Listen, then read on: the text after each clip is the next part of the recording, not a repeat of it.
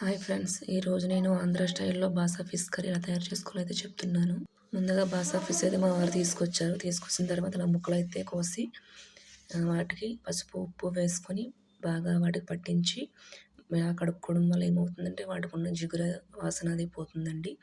ఇలా కడుక్కొని వాటికి మళ్ళీ మంచిగా శుభ్రం చేసుకోవాలి.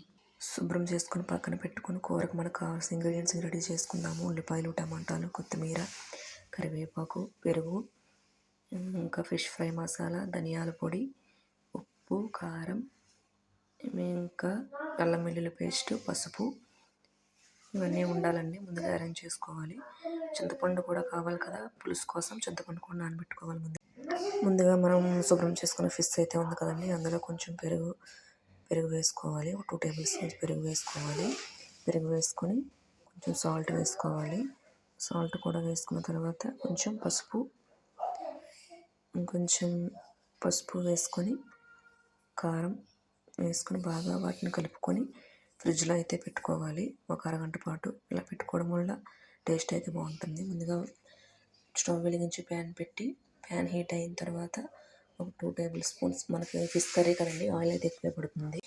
ఆయిల్ వేసాం కదండి, ఆయిల్ బాగా హీట్ అయిన తర్వాత మనం ముందుగా ఫ్రిడ్జ్లో అయితే అరగంట పాటు పెట్టుకున్న ముందుగా తీసుకొని ఫిష్ అయితే ఫ్రై చేసుకోవాలండి. ముందుగా ఇలా ఫ్రై చేసుకొని ఒక ఫిష్ వేసుకొని ఫ్రై చేసుకుంటూ ఉండాలి.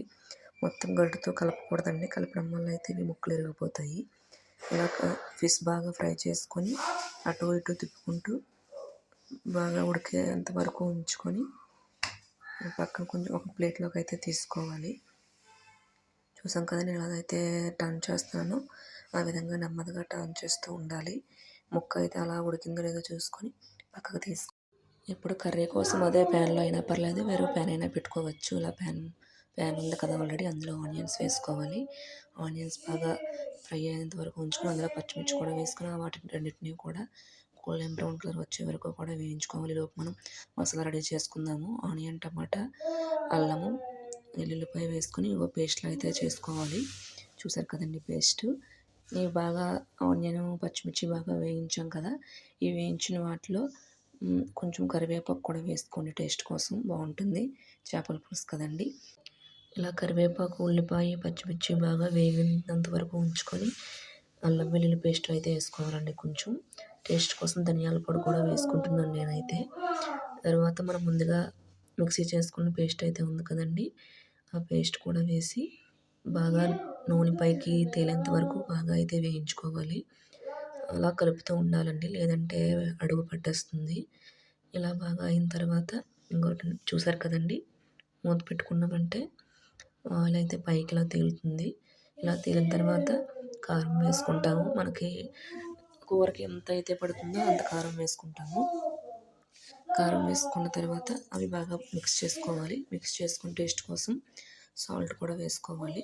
సాల్ట్ కూడా వేసుకొని మనం ముందుగా పెట్టుకున్నాం కదండి చింతపండు రసం, ఆ చింతపండు రసం అయితే ఈ మిశ్రమంలో అయితే వేసుకోవాలి. వేసి బాగా మరిగించాలి. ఎందుకంటే మనం ముందుగా అయితే ఫిష్ అయితే ఫ్రై చేసాం కదండి ఆల్రెడీ. ఈ ముందుగా ఫ్రై చేసిన ఫిష్ ముక్కలైతే ఇందులో అయితే ఒకటి వేసుకోవాలి. ఎక్కువ ముందుగా వేయించుకున్నాం కాబట్టి ఎక్కువైతే ఇవి ఉడికించాల్సిన అవసరం లేదండి. ఒక 10 మినిట్స్ అలా ఉంచితే ఇవి ఉడికిపోతాయి. చూసారు కదండి. మీ దగ్గర ఫిష్ ఫ్రై మసాలా ఉంటే వేసుకోండి, ఇది ఆప్షనల్ అండి, వేయాలని రూల్ ఏం లేదు. ఉంటే వేసుకోండి, లేదంటే లేదు.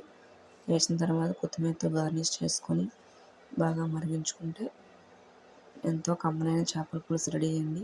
చూస్తుంటేనే నోరు ఊరిపోతుంది కదా. నేనైతే లాస్ట్లో చిన్న పులుపు పోవడానికి చిన్న పంచదార అయితే యాడ్ చేస్తానండి. మీరు కూడా యాడ్ చేసి చూడండి.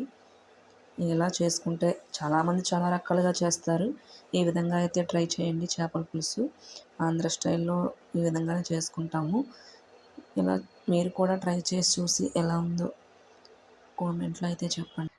మనం ఎప్పుడు కూడా చేపల పులుసు లోతుగా ఉన్న ప్యాన్లో అయితే బాగా ఉడుకుతాయండి చేపలు. వేడి చేపల పులుసు రెడీ. ఇలా అన్నంలో వేసుకుని తిన్నామంటే అబ్బా ఏం టేస్ట్ ఉంటుందండి. ఈ వీడియో కనుక మీకు నచ్చినట్టయితే లైక్ చేయండి. Thank you. బాయ్.